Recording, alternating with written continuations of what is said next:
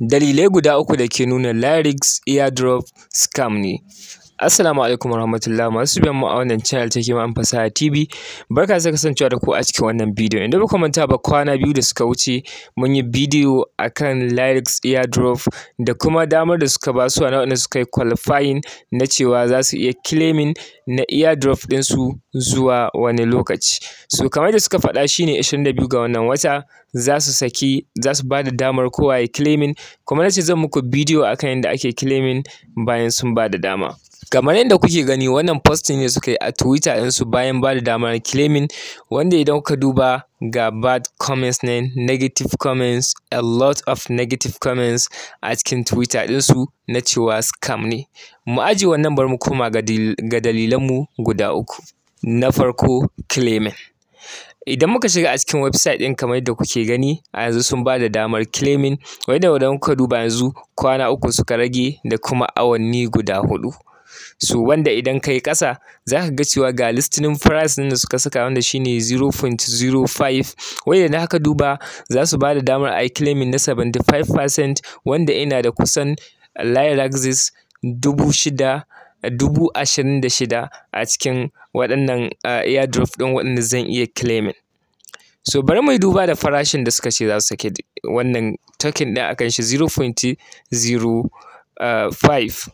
So idan muka shiga a cikin calculator muka yi 0.05 times 26,000, za ka zai ba mu kusan dala 1,300, wanda dala 1,300 idan muka yi exchanging ɗinta zuwa kuɗin Najeriya za ta ba mu ainihin abin da bai kasa man miliyan 1.800 ba. So wannan is unbelievable. Ko da yake mai project zai iya saita farashi na tokens ɗin shi, amma ta hanyar bid, wato ta hanyar ba investors dama su yi bidding akan nawa ne za su iya sayan wannan token ɗin, ta yadda za a ga final price da za a iya listing na wannan coins akan exchanges. So amma wannan fa babu ɗayan wannan da ya faru. Mu koma maganar claiming. Idan ka duba a ƙasa a wurin claim, an ce dole ka mallaki nudes guda ɗaya kafin kai claiming na allocation ɗinka. Menene nudes? Idan muka danna a nan za ku ga cewa ga tsarin nudes nan da suke da shi, wanda minimum shine ton guda 2. Wato kun san token na ton mallakar kamfanin Telegram. So wannan nude ɗin idan ka duba gashin akwai ton 2, ga su nan dai daban-daban farashi har zuwa ton 5. Wanda a farashin ton idan muka je a yanzu yana akan $1.51, wanda idan muka yi multiplying by 2 za ku ga cewa kowa kenan aƙalla sai ka saka dala 3 kafin ka yi claiming na allocation naka, wanda da yawan mutane suna ga bai cancanta a ce airdrop, a ce za ka claiming na airdrop kuma sai ka saka kimanin dala 3 ba kafin kai claiming na airdrop. Suna ga ya kamata a ce for free ake claiming na airdrop. Wasu ma 'yan comment section suna ga me laifin ma a ce 0.1 ton, amma ton guda 2 kuma minimum.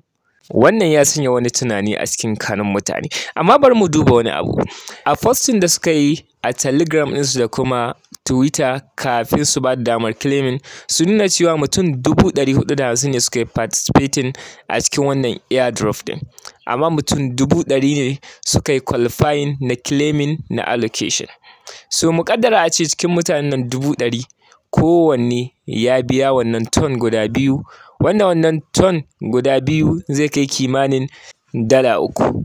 Kenan idan muka buga shi ta calculator mu za mu samu 3 times 100,000, wanda zai ba mu $300,000. Kenan za su iya samun $300,000 ta hanyar wannan claiming ɗin, wanda wannan mutane za su iya yin shi domin za su iya ƙirƙiro project na scam domin samun irin waɗannan kuɗaɗen, saboda $300,000 suna da yawa.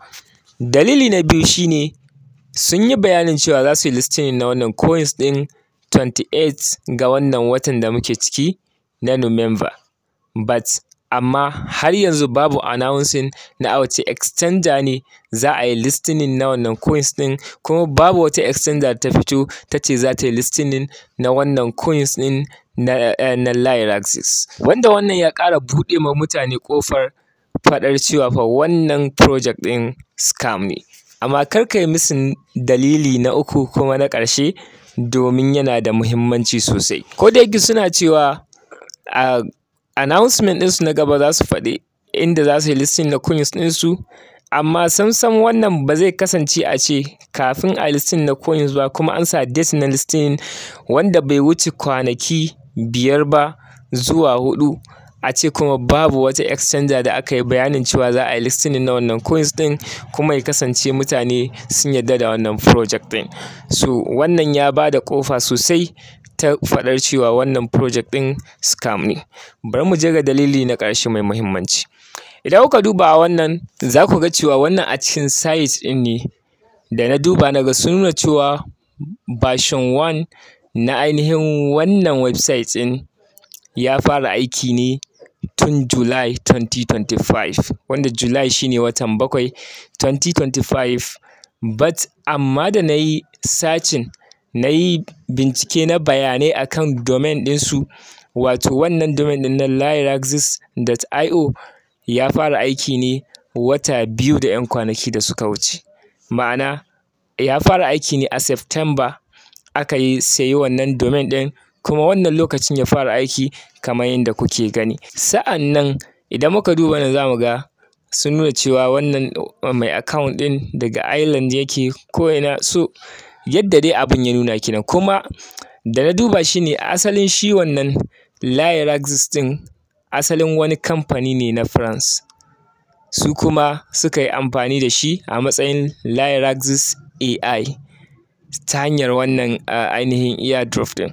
So kamfanin wanda yake physical company shine asalin kamfanin da yake France, su kuma suka yi nasu kamfani mai suna LYRAXIS AI na training na AI da data, wanda physical location dai babu wani physical location da ya bayyana cewa nasu kamfanin a nan yake. Idan kuka duba nan kuma wannan screenshot ne, amma na ɗauko shi ne a cikin comment da ake musu a Twitter, wanda wani ya ɗauko wannan, wanda abin yana nuna cewa kamar yadda ya nuna wannan account ɗin nasu na Twitter tun 2022 aka yi creating ɗin shi, ya yi joining na Twitter, amma kuma an yi caccanza suna cikin 'yan kwanakin nan na ga account ɗin, wanda ka nuna rashin accuracy na aikinsu na wannan project ɗin.